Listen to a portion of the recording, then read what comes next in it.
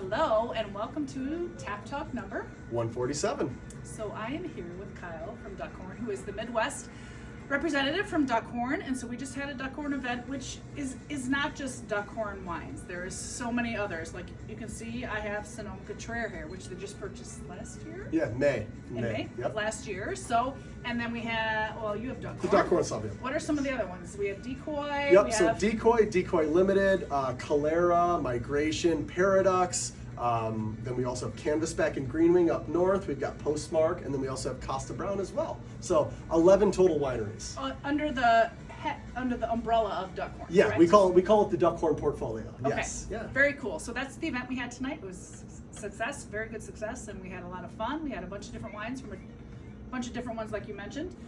We did not have any Costa Brown though. Sorry. Yeah. Next time. Next time maybe. So why don't you tell us a little bit about what you guys are doing and what wines we should look for and what's going on? Yeah, absolutely. So thank you for having us. Of course, this is our third or fourth event. Yeah. Eagle River is very fond to me and a place I absolutely love. So appreciate the opportunity. But yeah, so Duckhorn, really started back in 1973, but we established in 76 with the pursuit of Merlot. That was the idea, is that we wanted to make Merlot when everybody else was making Cabernet. So that's how it all started. And then Dan and Margaret took that vision of making Merlot and have turned it into 11 different wineries, ranging from, Canvasback and Greenwing up in the Columbia Valley and Red Mountain of Washington State, all the way down to Postmark in the Paso Robles region. So for us, it's finding this great balance between specializing in unique varietals, or I should say very common varietals in unique ways, like we do with Postmark with our Cabernet and Greenwing and Canvasback with our Cabernets, and also balancing that with like a Duckhorn, where we really specialize on a region where we champion Napa Valley.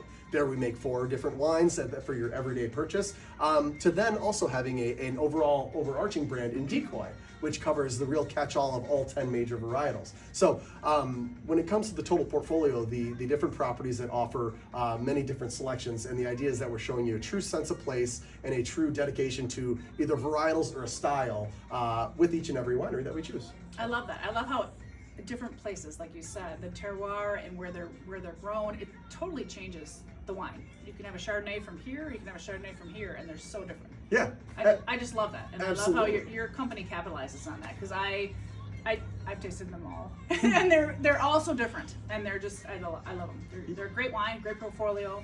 Yeah, and one thing that we did tonight that was really fun was your idea was to side by side our Greenwing Cabernet and our Postmark Cabernet, which is awesome because you're talking about a winery in Columbia Valley, Washington, and then a winery in the Central Coast in the very southmost region that they're producing great fine wine from in Paso. So to side by side those two wines gave us an opportunity, and me an opportunity, which I love to talk, gave me an opportunity to talk more about the differences in exactly that, the terroir, Right. and we talk about a lot in the wine industry, a sense of place. And Yeah. when you taste a wine, it should taste like where it came from. And that's one thing I find and I love that's unique to wine as opposed to most other libations, and something that we've really tried to do a really good job of specializing in, making sure that we are representing each of those major areas, including one winery that I forgot now I realize is Goldeneye.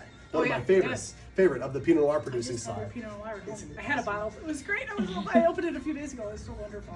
It's my favorite. Yeah. I absolutely Yeah. adore it. But Yeah. but yeah, so same thing when it comes to Pinot Noir. Yeah. We did the same thing where we So start up different. in Anderson Valley Yeah. and we go all the way down to the Central Coast. So that's really one thing we try to specialize in. It's really fine wine, standard for American fine wine, high quality juice from each different region and each different expression that people are still very comfortable with. Your Cabernets, your Merlots, your Pinot Noirs. We're not getting too crazy with what we offer No. to everyone on an everyday They're basis. basic varietals Yeah. from so many different areas. So I would totally suggest find them in stores or come see us, and we will suggest what you can buy, and just buy a couple from different regions and just try them. Yeah, and the nice thing too is they fun. almost all have ducks on them, so it makes it Oh, easy yeah, to find yeah, them. yeah. They're so easy to find. 9 of the 10 have, or 9 of the 11 have ducks on them. Calera has.